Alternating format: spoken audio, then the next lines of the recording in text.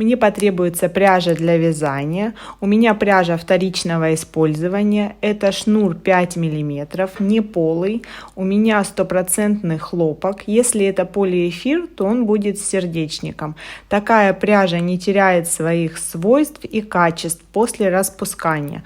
Поэтому очень удобно и многофункционально. У меня 2 мотка по 100 метров, но точный расход и все полезные для вас ссылки я оставляю в описании под этим видео.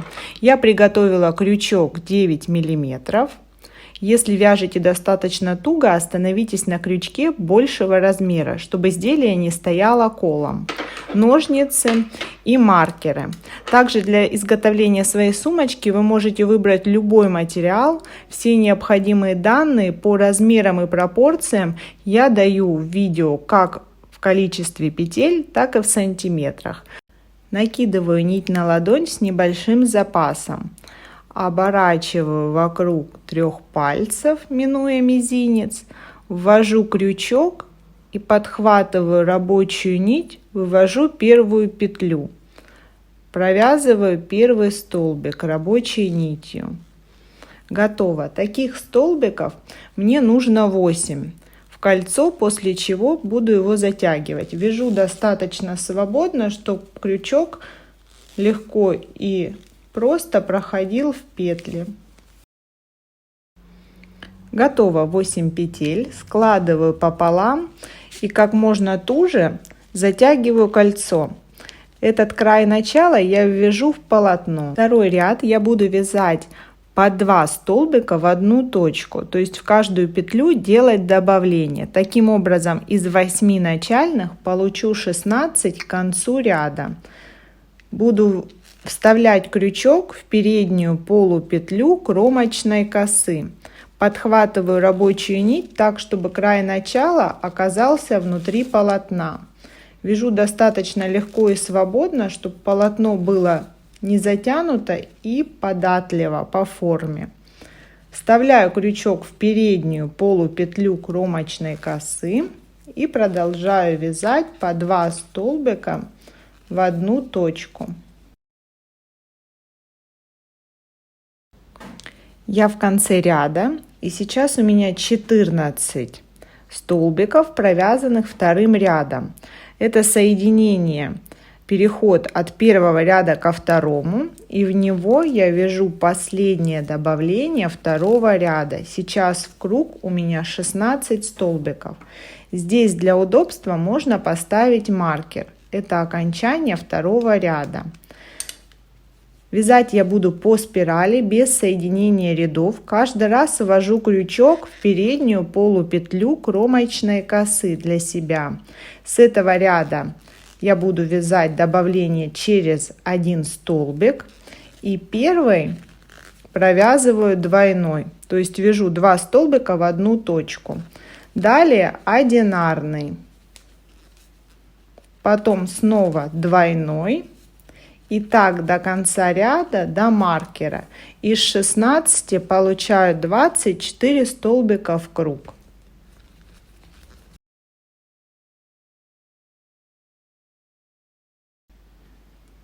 В конце третьего ряда у меня 23 столбика. Ряд заканчивается добавлением. Так как начинался он тоже добавлением, следующий одинарный столбик еще относится к этому ряду. Итак, 24 петли у меня сейчас в круг. Начало ряда будет сдвигаться по спирали, но я сейчас уже не обращаю на это внимания. Со следующего ряда я буду делать добавление по схеме. Добавка не должна попадать на добавку прошлого ряда. Вот она, двойная прошлого ряда.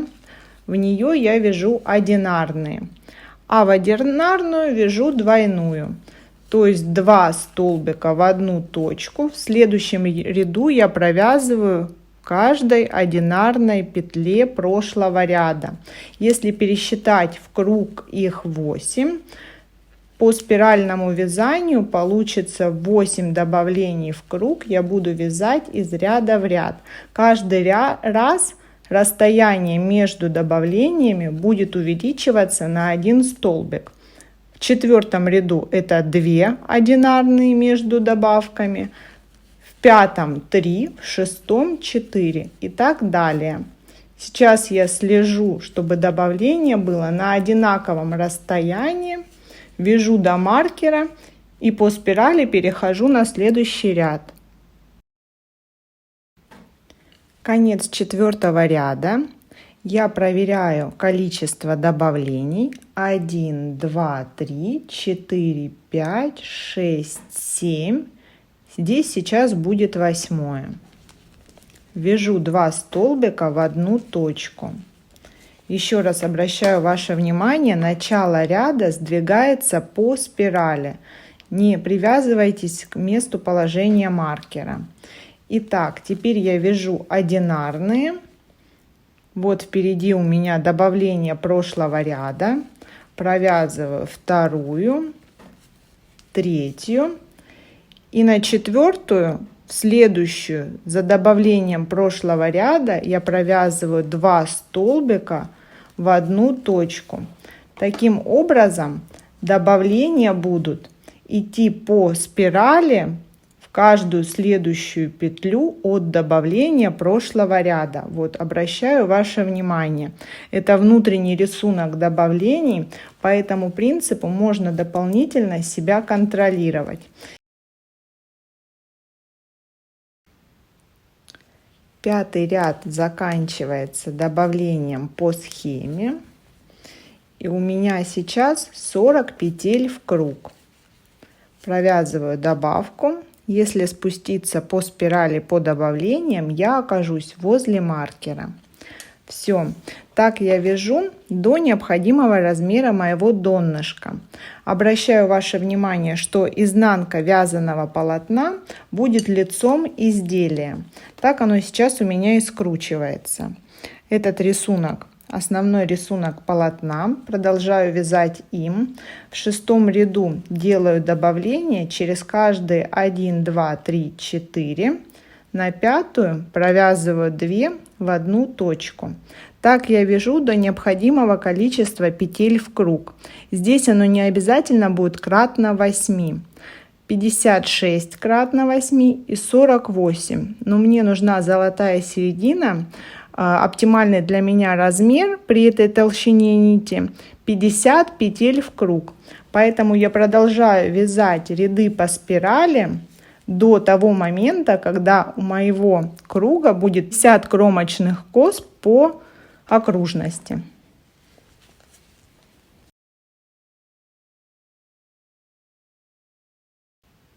Я остановила вязание на неполном 7 ряду.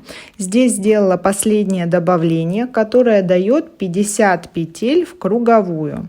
Я удаляю маркер с начала рядов моих и замеряю донышко сумки. Оно неровное, так как ряды довязаны не до конца. 26 сантиметров по более длинной стороне и 23 по более короткой. Вот этот момент знаковый. Я определяю момент сгиба изделия. Он мне понадобится для планирования ручек. По более длинной стороне я устанавливаю маркер наиболее близкой точке к моему вязанию. С этого момента я перестаю делать добавление. Продолжаю вязать узор полотна столбик за столбиком по одному столбику в каждую петлю. Стенки изделия сами собой скручиваются в ту сторону, в которую мне нужно. То есть я продолжаю вязание по изнаночной стороне сумки, а лицо, необходимое мне, остается снаружи. И так вяжу ряд за рядом.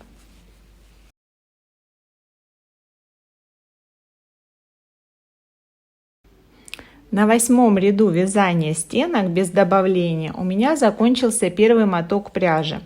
Увожу его на изнанку изделия в точку провязывания, в переднюю полупетлю кромочной косы. На изнанку.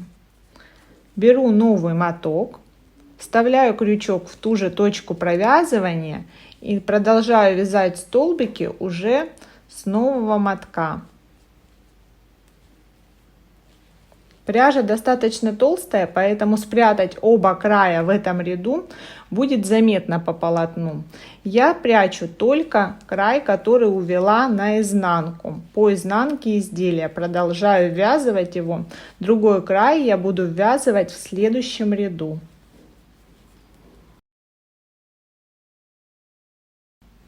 Я снова на том моменте, где мне нужно спрятать край нити. Увожу его наизнанку и ввязываю, подхватывая вместе с передней полупетлей в полотно.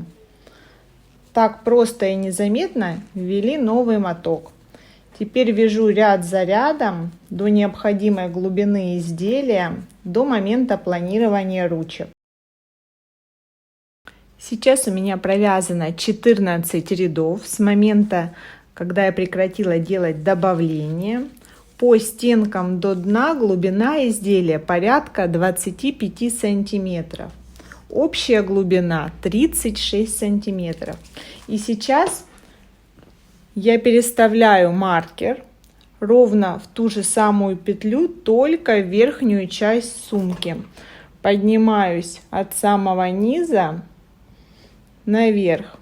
У меня была маркирована боковая часть сумки. С этого момента я буду планировать ручки. 50 петель у меня в круг, я напоминаю. Каждую 25-ю вставлен маркер. 25 число нечетное, поэтому для ручки я выделю нечетное количество петель. Для меня гармонично 9, 25 минус 9. 16 петель разделятся от маркера до маркера с обеих сторон ручек. Получается по 8 петель. 1, 2, 3, 4, 5, 6, 7, 8. Здесь уже начнется ручка. 1, 2, 3, 4, 5, 6, 7, 8, 9. И с этой стороны просто проверяю себя. 1, 2, 3, 4, 5, 6, 7, 8. Все верно. С одной и с другой стороны симметрично устанавливаю маркеры. Ручки у меня разные. Первую я провяжу короткую. Вяжу до маркера, где буду выпускать ручку. У меня последний столбик перед выпуском ручки, и его я провязываю за обе дужки кромочной косы, чтобы под тяжестью ручки не вытягивались и полотно не деформировалось. Здесь я продолжаю вязать воздушные в количестве равном моему пропуску. 9 воздушных, 5, 6, 7, 8, 9. И привязываю снова за обе дужки кромочной косы, столбик без накида. Слежу, чтобы коса не перекрутилась. Все звенья смотрели в одну сторону. И продолжаю вязать своим узором до следующей намеченной проймы, где ручка будет длиннее. Здесь снова последний столбик. Перед ручкой я провязываю за обе дужки для укрепления и буду выпускать ручку, но уже не в 9 петель, а ту, которая необходима, будь то сумка в руку или на плечо. Но навскидку скажу, что по пропорции в 4-4,5 раза больше она должна быть длиной. Вот сейчас я вяжу необходимое количество петель для выпуска ручки. У меня получилось 40 воздушных петель, это порядка 65-70 сантиметров. Также слежу здесь, чтобы коса не перекрутилась. И привязываю за обе дужки кромочной косы.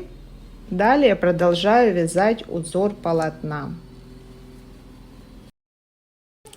По короткой ручке я также продолжаю вязать ближнюю ко мне полупетлю кромочной косы, вставляю крючок, и в том же количестве, в каком петли у меня есть. В отличие от этой ручки, у этой ручки мне нужно будет сделать некоторые убавления.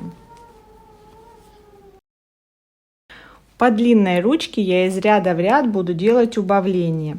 Нахожу петлю, относящуюся к полотну, и первую петлю ручки и провязываю их вместе. Вытаскиваю одну за другой и вместе. Далее за переднюю ближнюю ко мне полупетлю кромочной косы, все по рисунку. И в конце ручки делаю то же самое.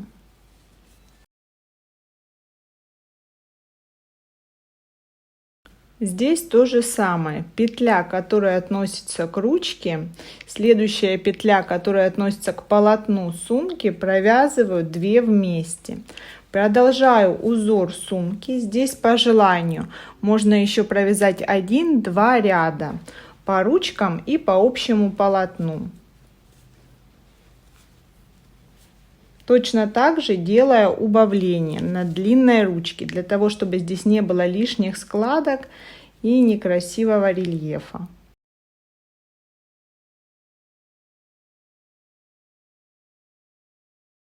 Ручки получились 4-рядными. И здесь сейчас в районе маркера я заканчиваю вязание столбиков по узору и перехожу к обвязке изделия.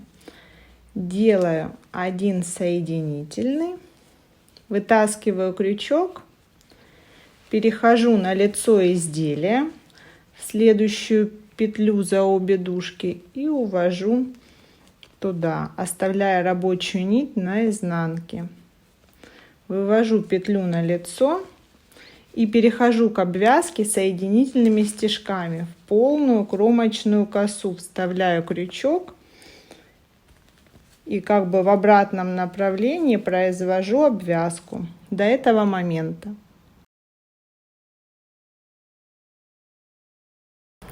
Делаю последний соединительный стежок, отрезаю нить, вытягиваю ее и делаю соединение в первый стежок обвязки, возвращаю в исходную петлю на изнанку, где прячу кончики.